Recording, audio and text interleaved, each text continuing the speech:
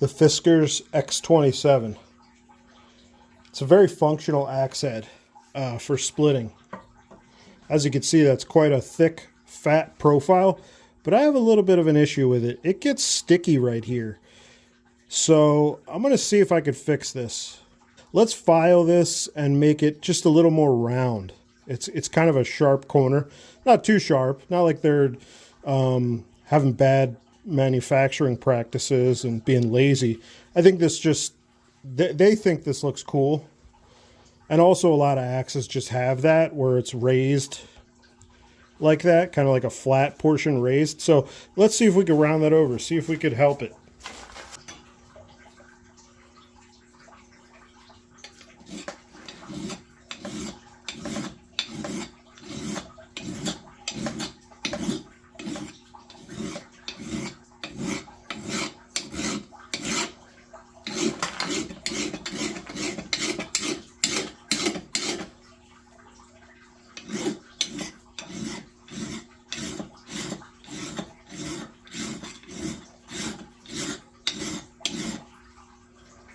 Already much better. That took seconds.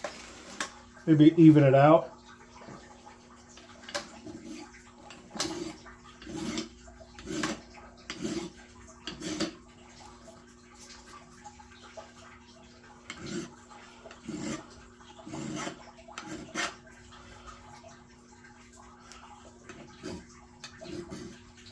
Okay. Let's go to the other side.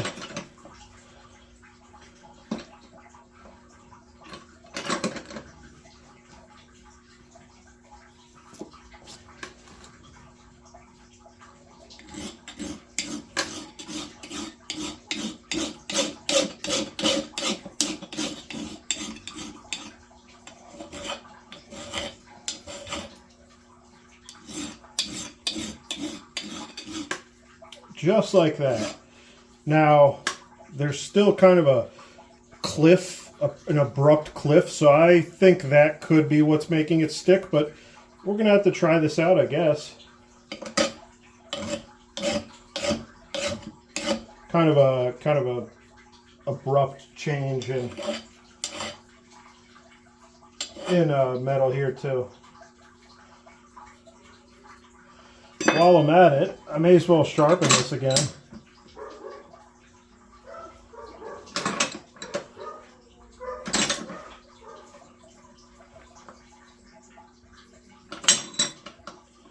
So that's why I like to, so the reason why I don't go like this straight on, while it'll hold better,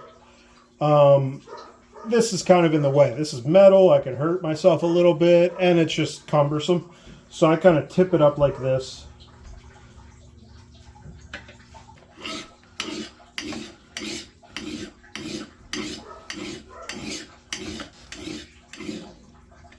Maybe I'll follow the bevel.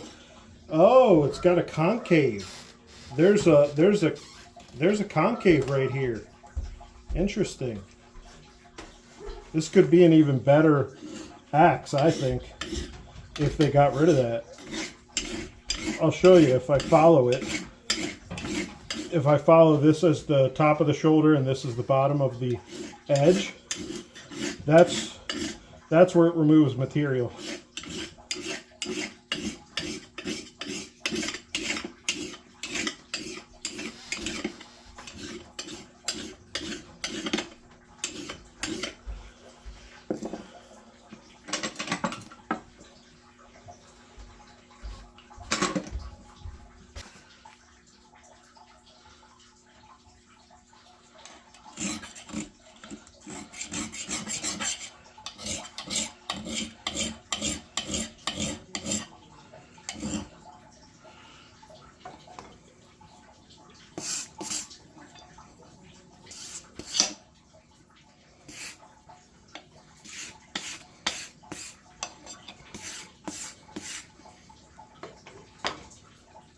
Steel is harder than I remember. Or this file's just worn. Probably the worn file.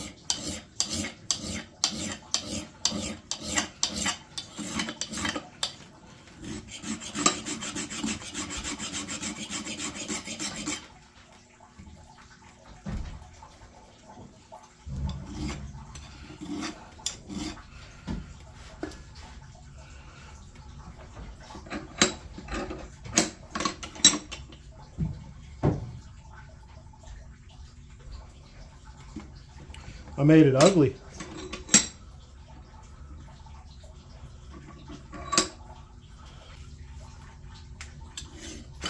Now we're going single cut, draw filing. This will give you your smoothest edge. And honestly, for a splitting axe, this is more than enough. You could just leave it with the double cut.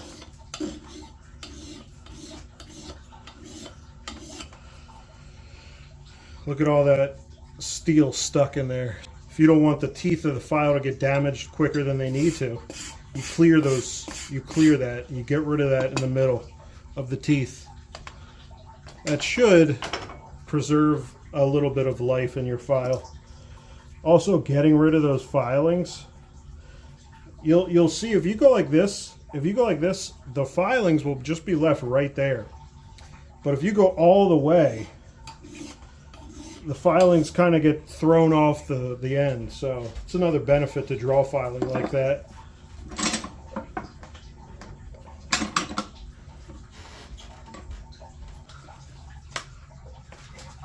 Okay.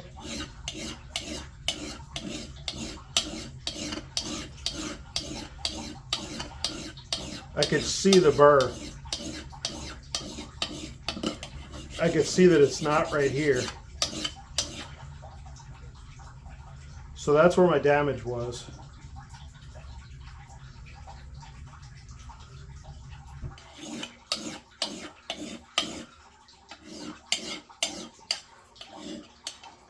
If your file is dull, it's usually used here. So try here and here. Now it gets more dangerous, just be careful. But this will likely be sharper than the middle of your file. I use the tip a lot. I think it's really useful to use the tip of your file. So mine might be a little duller than most.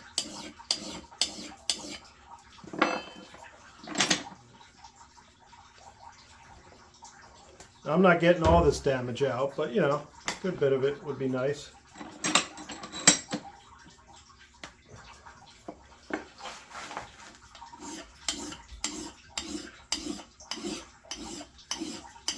Now I'm draw filing towards the edge, which will eliminate a burr, or at least eliminate some of the burr. Kind of difficult to do that when you flip the axe this way, but I'll show you how I would do it.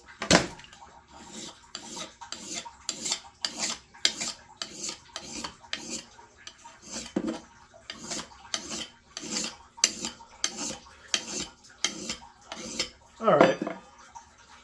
That's good enough. It's not even really that sharp, honestly. You know what I'll do? I'll put a micro bevel on it to apex the edge, or more like a secondary bevel than a micro bevel.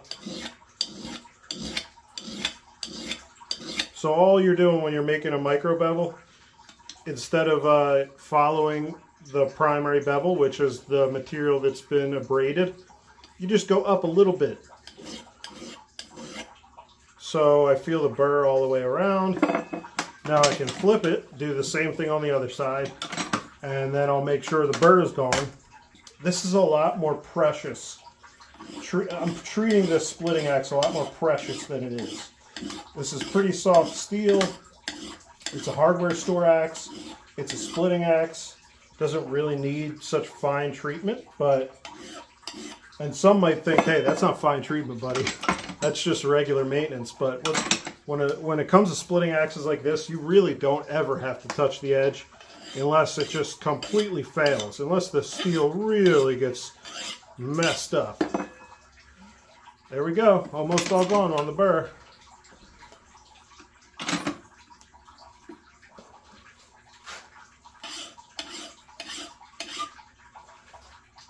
Good to go. It's apexed, and now hopefully it doesn't stick as much that I rounded these kind of sharp edges. I think that these cliffs, these steep drop-offs, are probably what also makes it stick in the wood. But we'll have to see, you know. I don't really have any timber right now. Oh, I pretty much got rid of that damage. The damage is almost all gone. It was right here. So there you go. X27. Easy speasy. We got about a 40-inch long piece of red oak here. This is a little quarter. The lumber wasn't good enough for me to use for handles, really. So I just kind of left it here. It's not really rotting. I don't see much fungus on it. But let's test this new Fiskars modification. All I need is to get this to split so it can stick, and we'll see how easy it is to get unstuck.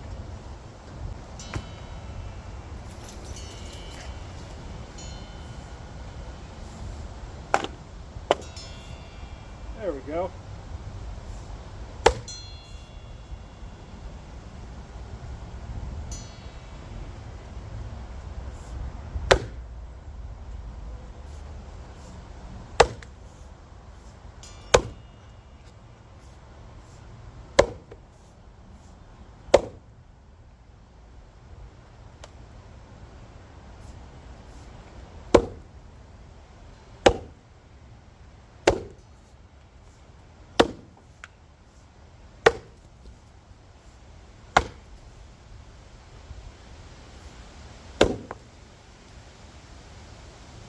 Now it's coming.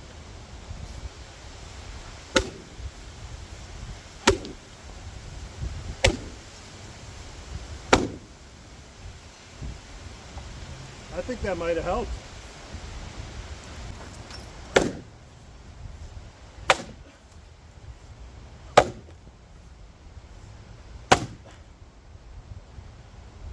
Yup. That seems to have helped.